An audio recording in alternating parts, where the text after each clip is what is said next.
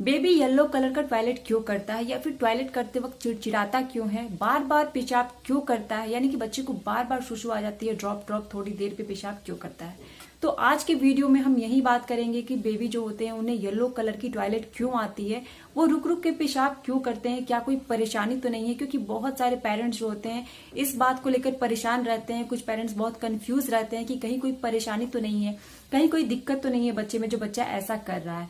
तो आज की वीडियो में हम इसी टॉपिक पे बहुत डिटेल्स में बात करेंगे, तो आपको वीडियो पूरा देखना है ताकि आपका कोई टिप्स कोई लाइन इसमें से छूट न जाए, क्योंकि ये बहुत ही इंपॉर्टेंट वीडियो है आपके बच्चे के लिए।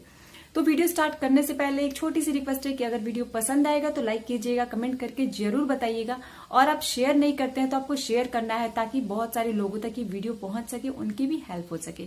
और अगर आप चैनल पे नए हैं तो चैनल को सब्सक्राइब कर लीजिए और बेल आइकन को हिट कर लीजिए रेगुलर अपडेट्स के लिए। तो चलिए वीडियो स्टार्ट करते हैं। एक्चुअली होता क्या है कि अगर आपका बच्चा कम फीडिंग कर रहा है, दूध कम पी रहा है, तो भी बच्चे को येलो कलर की टॉयलेट आ सकती है। तो कम फीडिंग करने का मतलब है कि अगर आपका बच्चा 6 महीने से छोटा है, वो ब्रेस्ट मिल्क ले रहा है, तो आपको ये देखना चाहिए कि बच्चा समय समय पे दूध पीता रहे। ऐसा ना हो कि एक बार बच्चे के साथ आपने एक शेड्यूल बना दिया कि आपको 2 घंटे के बाद दूध पिलाना है, 3 घंटे के बाद दूध पिलाना है, तो बच्चा उस शेड्यूल में अभी नहीं आ सकता है, क्योंकि बच्चा अभी बहुत छोटा है। यहाँ तक कि वो तो बोल भी नहीं सकता है कि मुझे भूख लगी है या फिर मेरा मुंह सूख रहा है।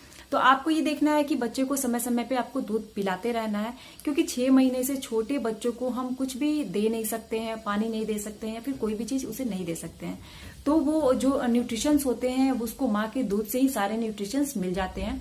आपको यहाँ पे मोस्ट इंपॉर्टेंट बात बता दूं कि ब्रेस्ट मिल्क में यानी कि माँ के दूध में 80% 80% पानी की मात्रा होती है। तो बच्चे को इससे सारे न्यूट्रिशंस मिल जाते हैं माँ के दूध से। तो इसमें कुछ भी सोचने वाली बात नहीं है। अगर बच्चा समय समय से फीडिंग कर रहा है, अच्छे उसके अंदर पानी की कमी नहीं हो रही है, तो बच्चे को येलो कलर की टॉयलेट नहीं आएगी। तो आपको इसके लिए बच्चे को समय समय से फीडिंग कराते रहना है, उसके अंदर पानी की कमी नहीं हो। अब दूसरी चीज है कि कुछ बच्चे बहुत जल्दी जल्दी यूरिन पास करते हैं, तो उन्हें ज्यादा लिक्विड की जरूरत होती है। तो या तो वो पानी कम पी रहे होते हैं या फिर दूध कम पी रहे होते हैं। लेकिन कुछ पेरेंट्स तो ऐसा भी सोच लेते हैं कि बच्चा तो दूध पी ही रहा है, पानी की क्या जरूरत है। तो अगर आपका बच्चा 6 मंथ से बड़ा है तो आपको उसे पानी देना चाहिए। ऐसा बिल्कुल नहीं है कि वो दूध पी रहा है, जैसे फॉर्मूला मिल्क हो या फिर जो भी आप दूध दे रहे हो, तो अगर वो पी रहा है फिर भी आपको पानी देना स्टार्ट कर देना चाहिए धीरे धीरे करके। क्योंकि बच्चा अगर ज्यादा यूरिन पास करेगा तो उसे पानी की मात्रा उसके शरीर में चाहिए होती है। और अगर 6 महीने से बड़ा है तभी से आप स्टार्ट कर सकते हैं। 6 महीने से छोटे बच्चे को ब्रेस्ट मिल्क पे है अगर बच्चा, तो उससे सारे न्यूट्रिशंस मिल जाते हैं। लेकिन अगर 6 महीने से बड़ा है बच्चा तो आपको ऊपर से पानी देना चाहिए, और उस पानी को गर्म करके फिर ठंडा पानी करके उसको यानी कि नॉर्मल टेम्परेचर में करके आप बच्चे को दीजिए। ये बहुत ज्यादा बेटर रहेगा। नेक्स्ट कहूंगी कि छोटे बच्चों में जॉन्डिस की शिकायत पाई जाती है, नवजात बच्चों को जॉन्डिस की प्रॉब्लम हो जाती है। तो अगर जॉन्डिस का इलाज अच्छे तरीके से, ट्रीटमेंट अच्छे तरीके से नहीं कराया जाएगा तो जॉन्डिस बार बार हो जाता है। तो इस वजह से भी अगर अपने बच्चे का ट्रीटमेंट ठीक तरीके से नहीं हो पा रहा है तो इस वजह से भी बच्चे येलो कलर का पेशाब, येलो कलर का टॉयलेट करते हैं। तो इस पे आपको थोड़ा ध्यान देना चाहिए। नेक्स्ट मैं कहूंगी कि अगर आपके बच्चे को किसी भी तरह का यूरिन इन्फेक्शन हुआ है तो इसका मतलब है कि आपका बच्चा उसके वजह से भी येलो कलर का टॉयलेट कर सकता है।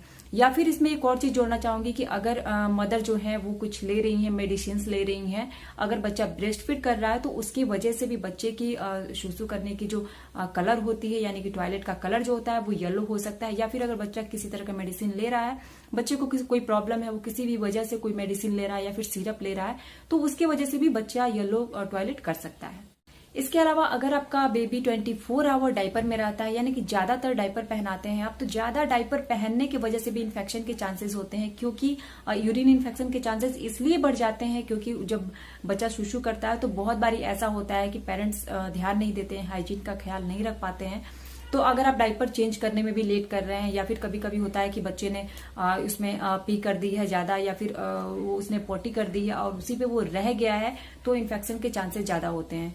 तो इस बात का ख्याल रखना चाहिए कि अगर आपका बच्चा ज्यादा देर रहेगा या फिर ज्यादा उसने किसी ने कभी पोटी कर दिया, या फिर उसका जो टाइमिंग है डायपर चेंज करने का, आपने जो एनालाइज किया है कि मुझे इतनी देर के बाद बच्चे का डायपर चेंज करना है, तो इसकी वजह से भी बच्चे को इन्फेक्शन हो सकता है या फिर येलो कलर की सुसु यानी कि टॉयलेट आ सकती है।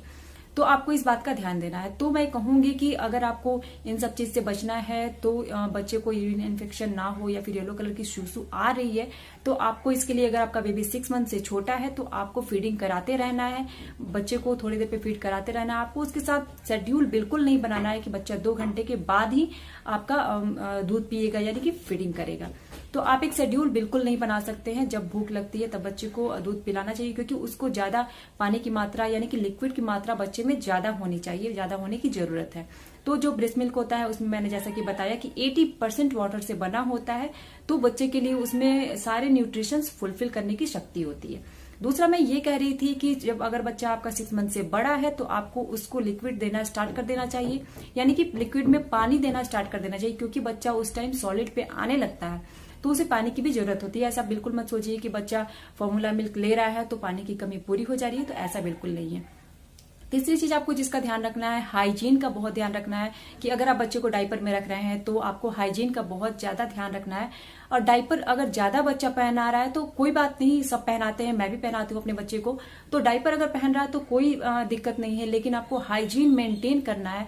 अगर इसकी बात करें हाइजीन मेंटेन करने की, तो इस पे मैंने एक बहुत अच्छा वीडियो किया हुआ है, 2 वीडियोस किए हुए हैं इस पे कि बच्चे को डायपर में हाइजीन कैसे रखें, और एक और किया हुआ है कि बच्चे को डायपर कैसे पहना है जिससे उसकी स्किन खराब ना हो। तो आपके लिए ये वीडियो बहुत इंपॉर्टेंट हो सकती है। आप डिस्क्रिप्शन बॉक्स में मैं इसकी लिंक शेयर कर रही हूँ, आप वहां से ये वीडियो देख सकते हैं, जो आपके लिए काफी हेल्पफुल हो सकती है। तो इसके अलावा मैं कहूंगी कि अगर आप बच्चे के लिए हाइजीन मेंटेन कर रहे हैं और डायपर आप 24 आवर भी पहना रहे हैं तो नॉट एट ऑल कोई प्रॉब्लम की बात नहीं है, आप बच्चे को पहना सकते हैं रेगुलर बेसिस। नेक्स्ट है कि बच्चे को हाइड्रेट रखिए, पानी पिलाते रहिए। पानी की कमी से, बॉडी में पानी की कमी होगी तो बच्चे जो है येलो कलर की टॉयलेट कर सकते हैं। तो अगर आपको लग रहा है कि बच्चा बहुत ज्यादा परेशान हो रहा है, बहुत ज्यादा अनकंफर्टेबल फील कर रहा है, तो आपको उस समय डॉक्टर के पास जाना चाहिए। अगर बच्चा रेगुलर बेसिस पे ऐसा कर रहा है, डेली डेली ही ऐसा कर रहा है कि उसकी येलो कलर की टॉयलेट आ रही है, या फिर इरिटेट हो रहा है, या फिर उसे लग रहा है कि वो बिल्कुल बूंद बूंद करके टॉयलेट कर रहा है, एक बार में वो टॉयलेट नहीं कर पा रहा है, तो ये घर पे ठीक हो सकती है, इसकी होम रेमेडीज भी है। लेकिन यहाँ पर क्या है कि अगर बच्चा वैसा रेगुलर बेसिस पे कर रहा है तो आपको डॉक्टर से मिलना चाहिए, आपको बिल्कुल भी टाइम वेस्ट नहीं करना चाहिए। क्योंकि मैं बार बार यही कहती हूँ कि आपको होम रेमेडीज तो जरूर अपनानी चाहिए।